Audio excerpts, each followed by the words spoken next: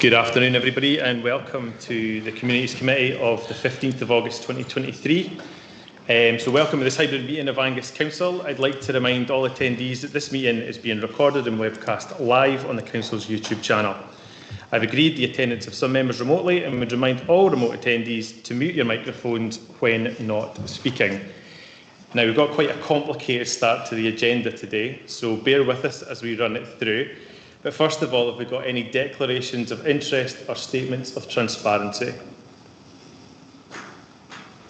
Nope. OK, then we can move on. We have a request for a deputation. So I'll just read this through just so we're really clear. A deputation request has been received from Lynn Souter on behalf of her daughter Lily Souter in relation to item 7, the Wardykes Primary Arbroath proposed traffic calming. Lily was instrumental in campaigning for earlier measures and would like to speak on the item and finish off her safety campaign. Do members agree to hear the deputation? Agree. And I can see nods online as well.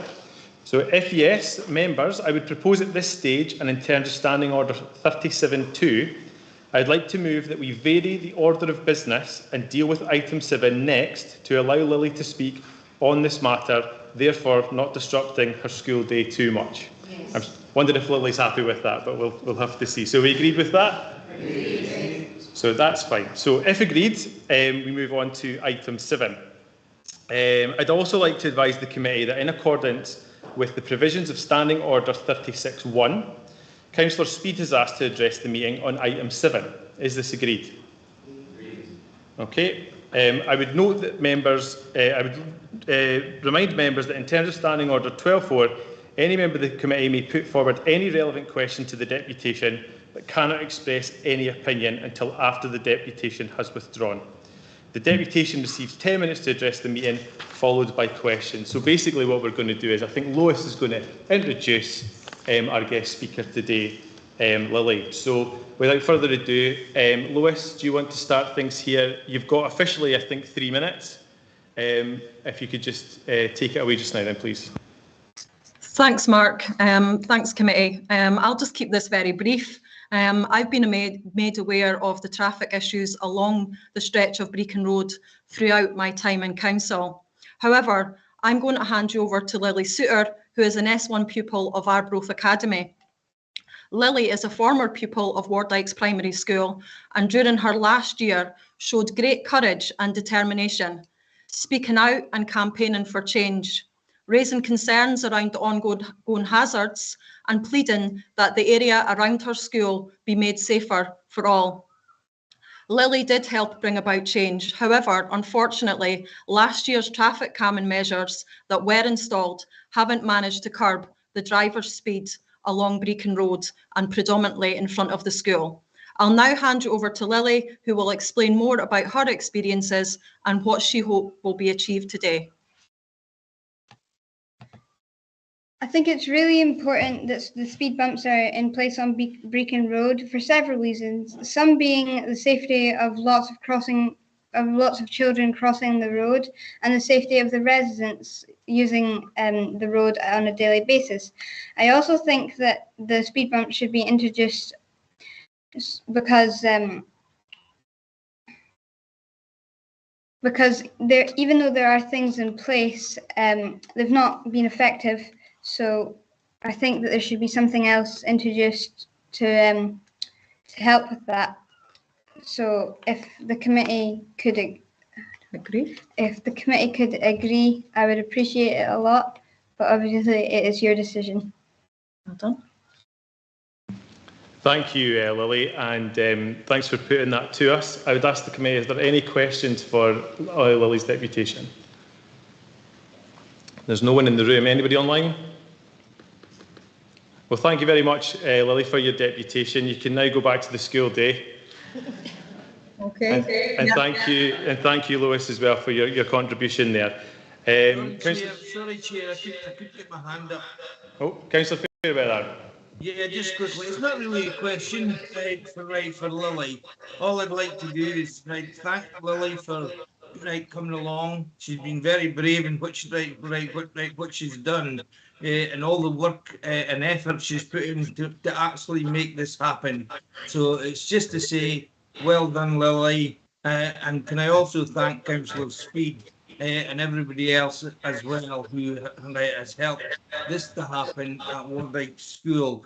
It's long overdue. Thank you. Thank you, Councillor Fairweather. And yeah, I would just echo those sentiments as well.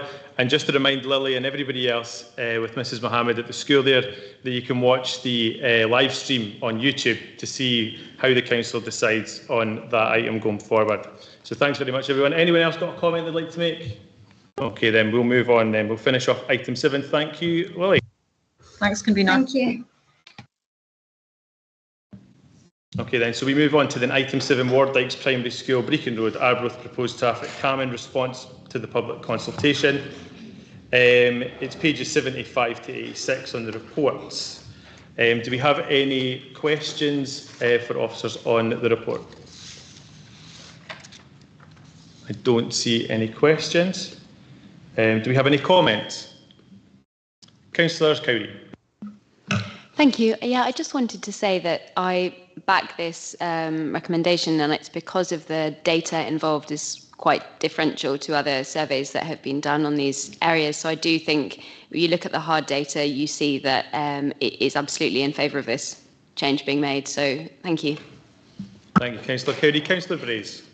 Yes, thanks, Convener. Yes, just to echo what Councillor Cowdery has said, this is an evidence-based decision that we're faced with, and I certainly think we should be going with the evidence. Thanks. Thank you, Councillor Brace. Any further comments? Okay, then we move to the recommendations. The recommendations are that we give due regard and considerations to the results of the public consultation exercise, and 2, agree to proceed with the installation of the traffic calming measures in the vicinity of the school. Do we agree to those recommendations? Great. Excellent. Thanks very much, everyone. And we move back to the normal agenda.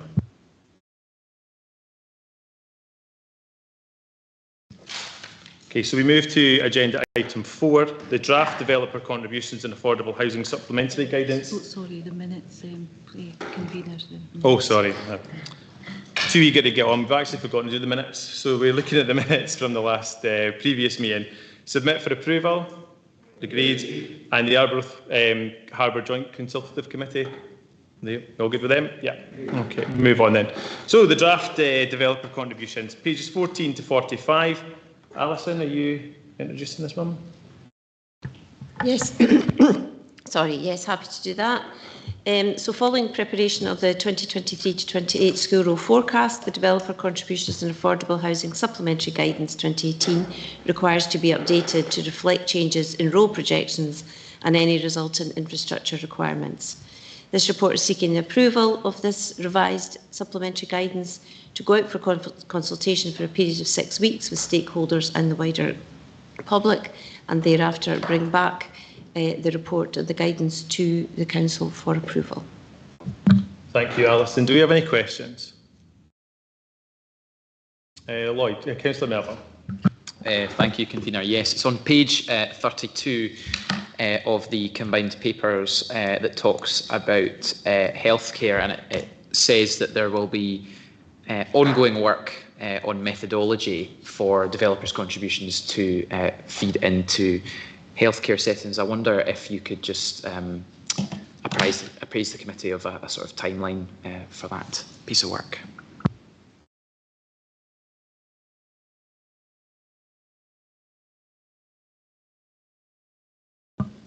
Thank you for your question, Councillor Melville. Officers have been working closely with NHS Tayside, Angus Health and Social Care Partnership and Public Health Scotland with regard to healthcare capacity and infrastructure across the Tayside region. That work is proving quite difficult to ascertain, and that has been reflected by our counterparts in Dundee City Council and Perth and Kinross Council. We do have a cohort working group, and we have had significant support from Public Health Scotland. I think what's important to reflect in a planning context, and is often raised to us, is many of the issues are often to do with GP provision rather than the actual healthcare infrastructure. Now, planning only has a role in terms of the actual physical infrastructure of the building. In order to develop a methodology, we need detailed background information around the floor space of all GP and primary healthcare provision right across the area, patient lists and GP provision that allows us to factor in what the existing capacity is in those healthcare facilities, whether they are sufficient or not. In the majority of instances, and based on my previous experience, more often than not, the actual physical infrastructure has more than sufficient capacity, and it is actually the service provision that is lacking. An important part of the new evidence report as part of the new local development plan requirements is that we need to have clear information on that infrastructure. That will be assessed by reporters appointed by Scottish Government ministers, and therefore it's imperative that we have that support from our colleagues in those organisations moving forward. The development plan scheme, which will set out the timetable for that evidence report to come forward, will come before full council later this year. But that timeline is looking, we will need that information in the early part of next year to progress. Okay, any further questions? When it comes to comments, I've got a further comment to make. Thanks, Mr. Melville. Councillor Duff. Yeah, thanks, convener. Yeah, my question again is relating to education contributions, which has been a somewhat contentious issue. I noticed from the report we've only singled out one secondary school and two primary schools where developer contributions would be relevant. So effectively, this report is essentially a snapshot in time. Are we proposing to, to reissue this report each year? Because clearly the numbers in these schools could change, and then we might have another school that's. We used to have a sort of generic formula, whatever it was, 80% capacity. Above that, developer contributions were required, but here we're just singling three schools and saying it would be required there. So is the intention just to refresh this paper every so often, or what? Thank you, Councillor Duff. Just to point out, this supplementary guidance is prepared under effectively transition arrangements at the moment between the old and new planning legislation. So we have a period of 2 years from the beginning, don't quote me on the specific date in May, but 2 years from that date to basically consult on any existing supplementary guidance under our existing local development plan. Thereafter, we will be into the new legislation. As I mentioned in response to Councillor Melville's comment, the evidence report as part of that local development plan will have to set out our baseline position in terms of education provision going forward. Legislation requires us to be upfront and as early as possible in the development process so that developers can factor in any required contributions. Our school role forecast at the moment, and we've worked hard with education colleagues to build in both planned and committed housing development, which wasn't a position a few years ago. So that now allows us to have much more accurate school role forecasts. Those role forecasts look forward a 5-year period, and based on my previous experience, you can generally factor in up to about 7 years. Thereafter, children aren't born, so it's very difficult to factor in anything beyond that. That should give us clear certainty about where the projected forecasts are, where the projected overcapacity is, and the pushback from government and developers is that you must have provision in your capital programme. If you have a school that is projected to exceed capacity, just because it's exceeding capacity is not a reason to secure contributions. You must also have a solution in place for how you're proposing to deal with that. A result of the role forecast work we have been doing with education is we now have a much more accurate position. We'll be working with them to review the accuracy of those as the school census comes forward. Certainly what I would say in relation to this paper is this will be the last, I suspect, iteration of this particular document. You will see all that baseline information in the evidence report, and that will be set going forward. So it's extremely important that we are as accurate as possible in our forecasting, and I'm confident that the work our colleagues in education have been doing with us is clear about that. Well, I could just ask a supplementary. I mean, the secondary school mentioned is Montefieth High School. Now, clearly, we are just building a new school. So if people are developing houses between now and the new school, are we asking them to make contributions to that new school? But presumably, if they build houses after we've built the new school, we should have taken cognizance of that in terms of building the right size of new school. Is that the logic? Have I got that right? So just to come back to you on that, our school roll forecasts pull data through from our housing land audit. So that takes account of all planned development. So the forecasts account for anything that was planned in the 2016 local development plan. If that is an allocated site, that will have been accounted for in the capacity of the new school, and therefore we're expected that development to contribute towards that capacity, because effectively we are front funding that infrastructure to secure capacity for that development. If, for example, we're a few years on from now, the new school is opened and we're into the new local development plan, I would expect that new local development plan to identify what any future infrastructure provision would be for any new development coming forward. Any further questions? Okay, we move on to comments. Councillor Melville. Yeah, thanks, Convener. Just going back to healthcare, I think it's exceptionally welcome that this work is being done. I think it's not before time, and I know that representing Monique Sidlow, development can have a big impact, whether it's on GPs or the actual capacity in the buildings themselves. So I am really, really pleased that in the future development will be able to pay towards that, particularly in the facilities side of things. And I look forward to seeing that work when it's completed. Thank you, Councillor Melville. Councillor Cheap. Yeah, thanks, Convener. I echo what Councillor Melville has just said. I think I'd like to, just to thank for this report. This is an extremely clear report, and I think it's been welcome and probably overdue for a lot of members. It's given me a real insight into developer contributions, and so consequently it's of assistance to the Development Standards Committee substantially.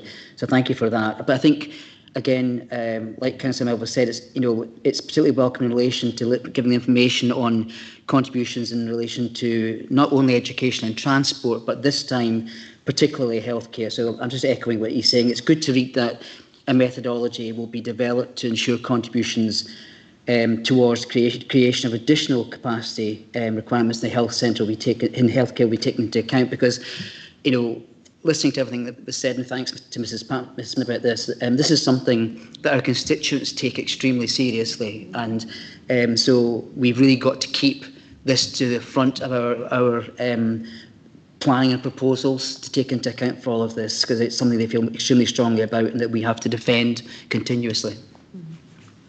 Thank you, Councillor Cheap. Councillor Brace. Yes, I would really just like to echo what Councillor Cheap said there about the way this report has been presented to us. It's a really quite a complicated piece of work. An awful lot of work goes into pulling all this together. I'm well aware of that. But the way it's been presented, it does go a long way to bringing clarity to what is a very complex matter, and I would commend everyone who's put effort into this report. Thanks. Thank you, Councillor Brace. Any further comments on this one? Okay, thanks very much. Well, we move to the recommendations. The recommendations 1 to 4 are to approve, authorise, agree and note. Do we do those? Agreed. Thanks very much. We move on to agenda item 5, pages 46 to 70.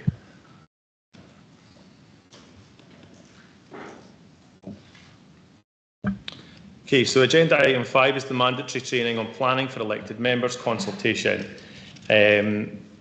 So I would just ask at this point, are there any questions, we'll put them both together, any questions or comments on this one just now? No. So we've been asked to basically fill with political balance, but I don't think we really need to look at political balance. Anybody that's wanting to fill the positions on this sort of what we're being asked to do today, the appointment of members to the Short Life Member Officer Group. From the administration side, I know we have 3 members that we've got designated. Councillor Fairweather, do you have anybody interested? You're muted, Councillor Fairweather. Apologies. Councillor McLaren and Councillor Fotheringham would be happy to go on.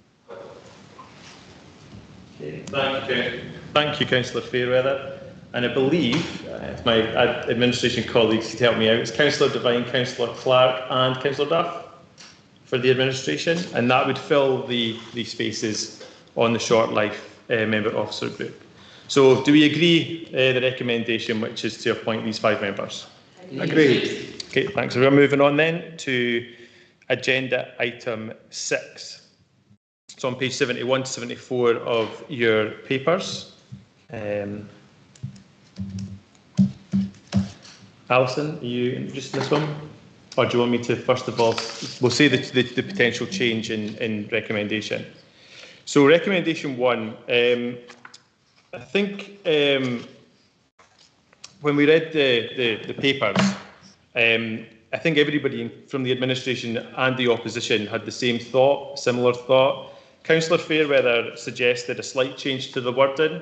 I don't know if you want to introduce it, Councillor Fairweather, or you're happy for me to do so? Happy for you to do so, Convener. No problem. Thanks, Councillor Fairweather. So the slight change to the wording would be on recommendation 1, which would be to delegate the authority to the Director of Vibrant Communities and Sustainable Growth in consultation with the convener, Leader of the Opposition and nominated non-aligned member to agree the list of projects and proposals, etc. Now, the reason for this is to ensure that all elected members are kept informed of the projects and proposals moving forward. Now, as the convener of the committee, I have no problem with this suggestion, and I would just like to remind committee members that this would be just for, as I understand it, this specific agenda item. And coming forward, Alison might give a little bit more detail when she does her pitch about some of the ideas and of papers that are going to come forward to address some of the funding sort of questions we have, because there isn't consistency over the different ways we allocate funding at the moment. So this has been something that's been identified. It's good to see that everyone seems to be on the same page. So if I could just hand over to Alison just now, and then we can get the formalities sorted later on. Yes, thank you. Yeah, very happy with the amendment in terms of the decision making for this fund. As the paper says, it is a multi-annual fund. However, we only got notification of the allocation on the 29th of June. And again, the money has to be spent by the end of the financial year. So these are very tight timescales for developing our projects, making sure we have robust projects and being able to deliver them and ensure that we maximise that spend. So obviously we are looking at a long list of proposals. I'm very happy to take that up with the designated members to make the decisions around this one. As the convener mentioned, we've been looking at a review of governance and decision making around grant funding in general, some of the operational sort of issues that go around that, particularly given the fairly large number of funds that are coming at us quite thick and fast. And as members will be aware, we do have an inconsistency around some of that decision making. Some of them are longer term, some are very quick. So we're looking at operational issues such as ensuring we have a corporate grant register where all grant funding will be recorded. We'll make sure that improves our diligence and accountability for funding and makes that much more makes that accessible to all and transparent around what funding we have and where it's going. And that includes funding coming into the council for council services, but also where we have funding such as place-based investment fund, where we're distributing that to third parties. And then that would give us a better overview of who all the third parties are who are receiving grants, etc. So we're just in the process of finalising a digital process for that, and we'll be bringing forward information on that in due course. Part of that, however, is around the governance and to try and tighten up on that when it's delegated to officers and when members will be involved in the decision making. So we're just in the processes of finalising a draft around that for discussion around the best way forward. So hope to bring that report forward fairly soon, and that I think will make things a lot clearer around decision making, but will also allow us to pick up that technical and areas of interest across all the different services where we need to. So yes, we will be bringing that report forward as soon as we can. Thank you, Alison. And could I just remind members that any questions or comments should be specifically related to this report and not the future proposals, which we'll obviously discuss when they're ready. So if there are any questions on this report. Councillor Cheap. Yeah, thanks again, Convener. Just back new to this committee. Alison, could I just ask, reading through the report, it mentioned TSA Local Biodiversity Action Plan and Nature Networks, and it mentioned 140 projects, if I'm right in saying that. Are these the only ones projects that will be considered for this fund, or is it too late for something new to come in to be added to that list?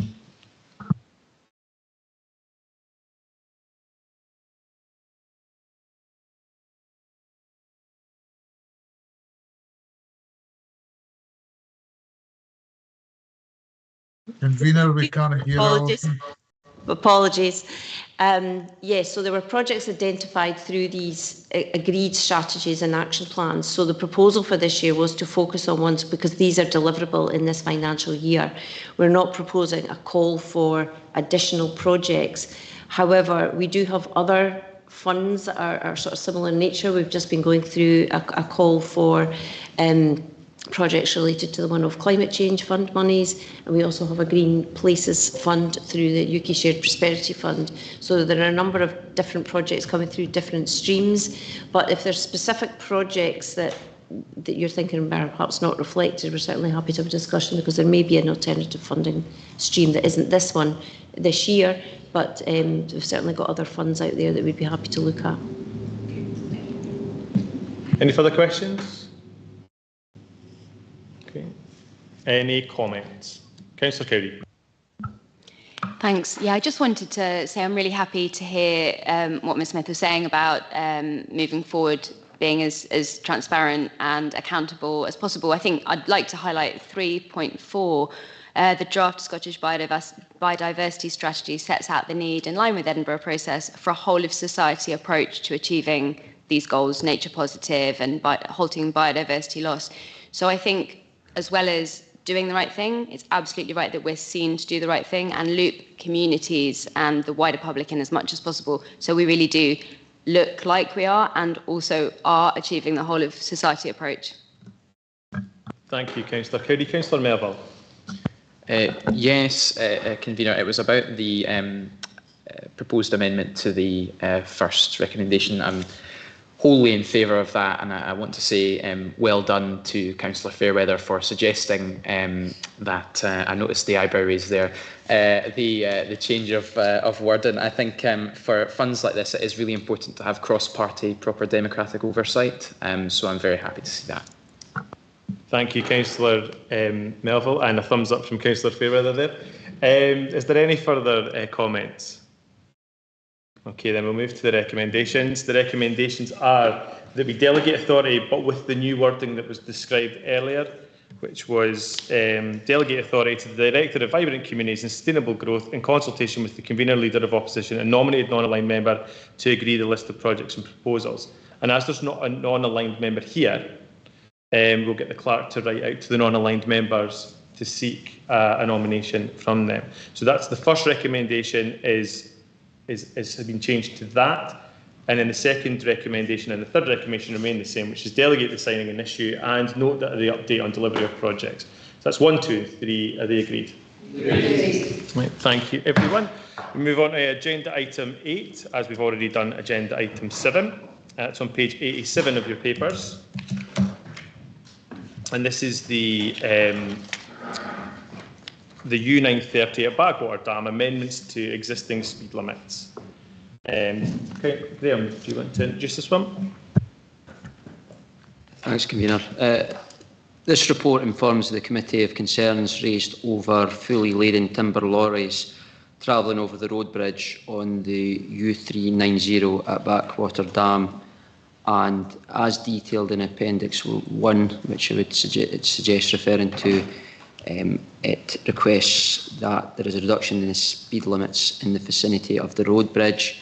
I would just highlight that this was raised by Scottish Water and it follows analysis by their structural engineer.